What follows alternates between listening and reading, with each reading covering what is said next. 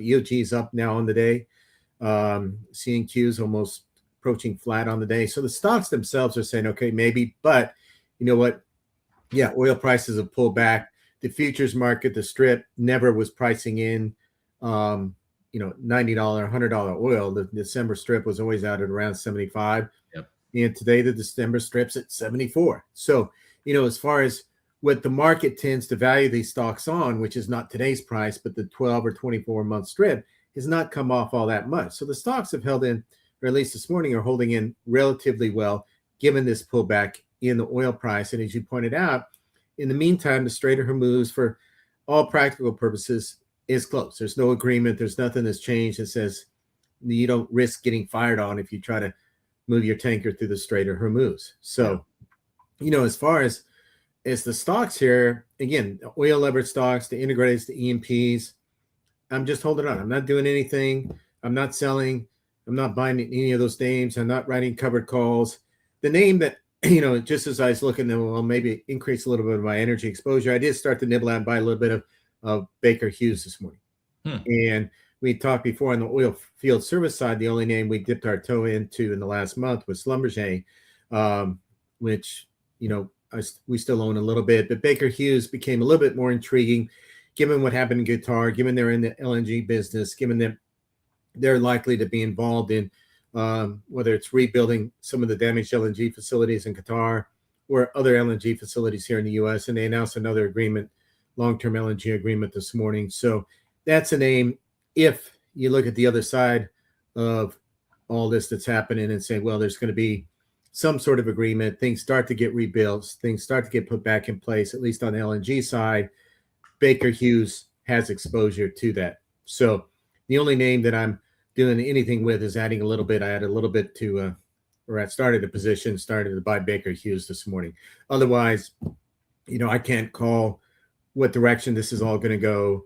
What I do know is that I still like the valuations for the oil levered names here, and I'm not looking to, even with oil off nearly 10%, I'm not looking to sell any of the equities here. Yeah, I was waking up this morning thinking about, okay, if we start to get a real dislocation, at what levels do you start being a buyer in the equity markets in general? And I was kind of, in the 6,250, 6,300 S&P levels. Maybe you start to, if you're short, start covering shorts and get long. Do you have any thoughts on kind of just general levels and where you'd be a buyer of just stocks in general if there's a big dislocation? I'm not sure yet where that is. I'm not stepping in and buying other stocks here this morning because this is sort of a knee-jerk reaction, so to speak, on a tweet from Trump, and we don't have any clarity on really what happens, what the outcome of this is. It's just impossible to predict. Yeah, the market's reaction is to say, okay, well, if this is good, if this does happen, the obvious impact is positive. But the longer-term fear overriding the market is that the higher energy prices stoke inflation. And we saw last week now all of a sudden talk of an interest rate hike, which had been totally off the table. It's not a big percentage odds, but people are now talking about, well, maybe there's an interest rate hike. And that's why gold's off so much, is this fear that there could be an interest rate hike given inflation impact from higher energy prices. So a lot of factors playing in here. I've got a lot of cash in the overall portfolio. I'm sitting on the biggest cash position I've had in, I think a lot of us are, several years. Yeah. And I'm just waiting and watching. I'm not inclined to say, oh, today's the day I'm going to go in and buy, some industrials or technology or healthcare. I'm just waiting and watching. I don't know what that level is. A lot could happen here.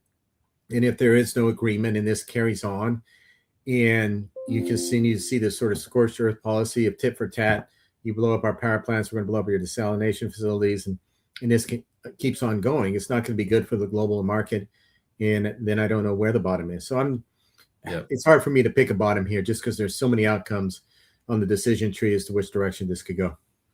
Yeah, next, we got quarter end coming up. So want to keep this thing afloat at least through then for everyone's books to at least look remotely good. Yeah, but I think everyone here on this show on Wall Street Beats is sitting on their biggest cash position they've had in a long time. For sure. That's, I've got a lot bigger cash position than I've had in years now. Yep. All right. Why don't we call it a day on that, Bob? It's a short show. I think everyone would appreciate that.